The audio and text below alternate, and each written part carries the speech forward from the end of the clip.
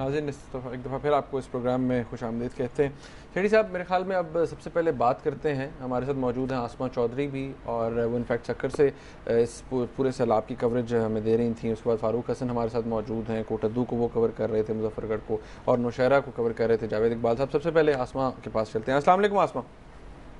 جی وعلیکم السلام منیب. Asma, can I just ask a few questions? I must commend you.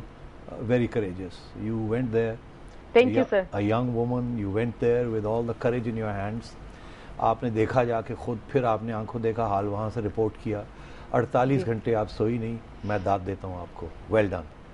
Thank you sir. میرے دو تین سوال ہیں اور میں سمجھتا ہوں this is real journalism. This is real journalism and the fact that آپ جیسی خاتون نے یہ کیا, سپر. میرے دو سوال ہیں. مجھے یہ بتائیے کہ آپ وہاں پہنچ گئیں, آپ نے سب کچھ بتایا ہمیں, وہاں کے دکھ, وہاں کے درد, وہاں کی جو ڈیوسٹیشن ہوئی ہے.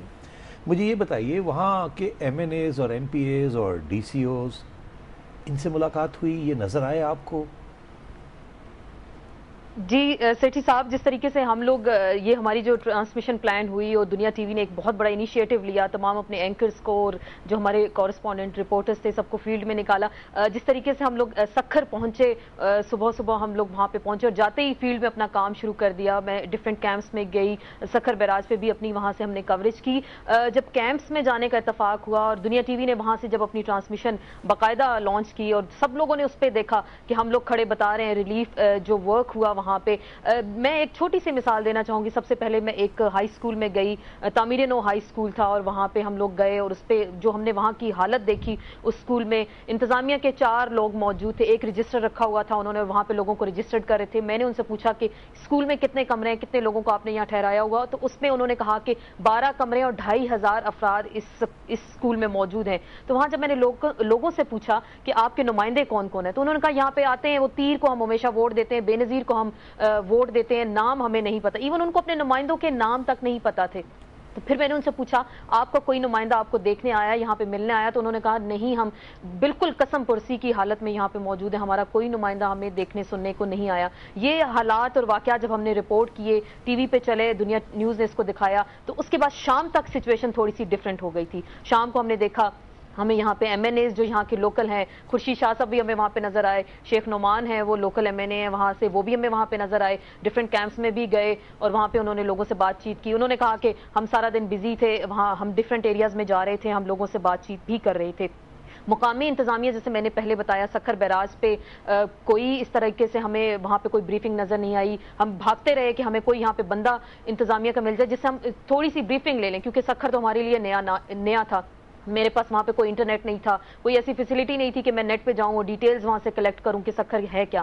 لوکل لوگوں سے ہم نے پوچھا اس بیراج کی یہ کب بنا, اس کی نوعیت کیا ہے, کتنے یہاں پہ پانی آ چکا ہے, تو وہاں کے لوگوں نے بتایا. مقامی انتظامیہ کے لوگ ہمیں وہاں پہ ایز سچ نظر نہیں آئے. لیکن جیسے میں بتا رہی ہوں کہ حالات اور واقعات کو جس تواتر کے ساتھ ہم نے رپورٹ کرنا شروع کیا, تو اس کے بعد آپ نے دیکھا ہوگا کہ انتظامیہ حرکت میں آئی. تو یہ کریڈٹ گوز ٹو دنیا ٹی وی, اور ایک انیشیٹو جیسے دنیا ٹی وی نے لیا, اور اس کے بعد جب لوگوں نے دیکھا, نیوز میں دیکھا, تو لوگ بھی ایک دم سے متحرک ہو گئے. عام میں جذبے کی بات کروں, جی میں کہہ رہا ہوں آپ نے 2 ایم این ایز کے نام لیے, خورشید شاہ صاحب اور نعمان اسلام شیخ صاحب. وہاں کے ایم این ایز ڈاکٹر نصر اللہ بلوچ ہیں, انور خان مہر ہیں, جاوید شاہ صاحب ہیں, سیف اللہ ریجیو ہیں. ان کا ذکر نہیں آیا, یہ کہاں تھے؟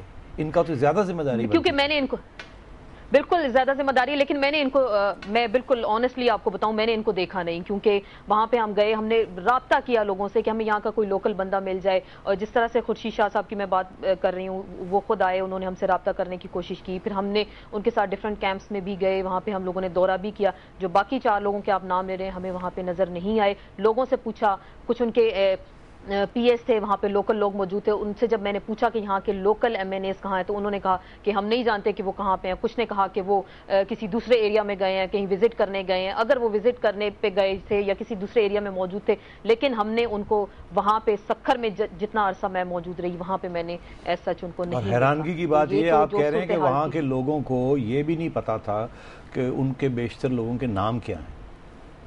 جی بالکل. اور بڑی ایک دلچسپ حقیقت میں آپ کو بتاتی چلوں, ایک خاتون سے میں نے پوچھا تو اس نے کہا کہ ہم بے نظیر بھٹو کو ہمیشہ ووٹ دیتے تھے. تو میں نے ان سے پوچھا آپ زرداری صاحب کو جانتی ہیں, وہ پاکستان کے صدر ہیں؟ تو انہوں نے کہا وہ کون ہے؟ تو میں نے ان کو بتایا وہ بے نظیر بھٹو صاحبہ کے شوہر ہیں, پاکستان کے اس وقت صدر ہیں. تو انہوں نے کہا نہیں ہم نہیں جانتے. پرائم منسٹر کا میں نے پوچھا ان کو جانتی ہیں؟ یوسف رضا گیلانی ان کا نام ہے. انہوں نے کہا ہم نہیں جانتے, ہم بے نظیر بھٹو کو جانتے ہیں, ہم ہمیشہ ان کو ووٹ دیتے ہیں اور ہم ان کے نمائندوں کو ووٹ دیتے ہیں. اور یہ آپ سندھ کی بات کر رہی ہیں؟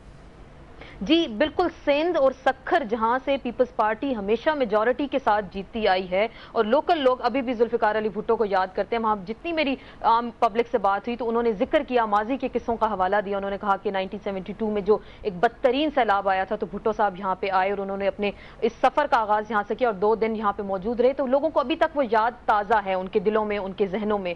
تو نیکسٹ ڈے جیسے ہم نے دکھایا بھی, پرائم منسٹر یوسف رضا گیلانی بھی وہاں پہ گئے, انہوں نے کچھ ایریاز کا دورہ کیا. لیکن جو پرانے حکمرانوں کی ہم بات کریں, جب سیلاب آتا تھا تو وہ پانی کے اندر موجود ہوتے تھے, عام پبلک کے اندر موجود ہوتے تھے, وہ کیچڑ میں اتر جاتے تھے. لیکن ہمیں اب ایسا کچھ سیٹھی صاحب نظر نہیں آتا. ٹھیک ہے ہمارے حکمران ہیں, ان کو سیکیورٹی تھریٹس ہوتے ہیں, وہ جاتے ہیں ایریل ویو بھی کرتے ہیں, تھوڑا سا زمینی جو ہے اس کا جائزہ بھی لیتے ہیں, امداد بھی تقسیم کر دیتے ہیں اپنے ہاتھوں سے. لیکن عوام مس کرتے ہیں اپنے نمائندوں کو. وہ کہتے ہیں جس قسم پرسی کی حالت میں ہم موجود ہیں, جس بدترین صورتحال کا ہم سامنا کر رہے ہیں, ہمارے نمائندوں کو ہمارے ساتھ ہونا چاہیے. مطلب یہ ہے کہ اگر آپ ہمیں کچھ دے نہیں سکتے تو ہمارا ہاتھ تو بٹائیے, نظر تو آئیے, ہماری درد کے ساتھ ہمارے ساتھ, ہمارے غم میں شامل تو ہوں. یہی بات ہے نا. بالکل بالکل, یہی بات ہے, یہی لوگوں کے جذبات ہیں, یہی حقیقت ہے جو انہوں نے ہمیں بتائی. اور ایک جس اسکول کا میں نے حوالہ دیا, وہاں پہ ہم نے دیکھا میونسپل کے جو ٹرکس ہوتے ہیں جو کچرا اٹھاتے ہیں, اس میں لوگوں کے لیے کھانے کا سامان لایا جا رہا تھا. تو اس اتنی بے حسی اور اتنی بدترین صورتحال دیکھ کر دل تو خون کے آنسو ہوتا تھا. اور ہم ایک اپیل بار بار لوگوں سے کر رہے تھے. بڑی مہربانی, تھینک یو. میرا خیال ہے آپ نے پتہ چلی گیا کہ کس طریقے سے وہاں نپٹا جا رہا ہے یا نہیں نپٹا جا رہا, اور لوگوں کے کیا خیالات ہیں ہمارے حکمرانوں کے بارے میں, اور ایم این ایز اور ایم پی ایز کے بارے میں جن کو تیر کے اوپر ووٹ دیے گئے. یہ ایگزیکٹلی یہ سچویشن سیٹھی صاحب جعفر آباد میں بھی تھی. چلیے وہاں پہ بھی تھی. لیکن میں ابھی ہم میرے خیال میں پہلے چلتے ہیں جاوید اقبال صاحب کے پاس. نوشہرہ کو سے وہ رپورٹ کر رہے تھے, وہاں پر بہت تباہی ہوئی ہے. السلام علیکم جاوید صاحب. جی وعلیکم السلام منیب. کیا حال ہے جاوید؟ آپ نے میرا خیال ہے آسما چودھری کی باتیں سنی لیں. میرا اسی قسم کا سوال ہے کہ آپ کے کیا تاثرات ہیں, جس علاقے میں آپ گئے وہاں کیا تھا انتظامیہ کا رول, لوگوں کا کیا حال تھا, لوگ انتظامیہ کے بارے میں کیا کہہ رہے تھے؟ بہت شکریہ نجم صاحب. سب سے اہم بات تو یہ ہے کہ یہاں کا بھی حال جو ہے, نوشہرہ کا بھی, وہ کچھ مختلف نہیں تھا جو آسما چودھری نے بتایا.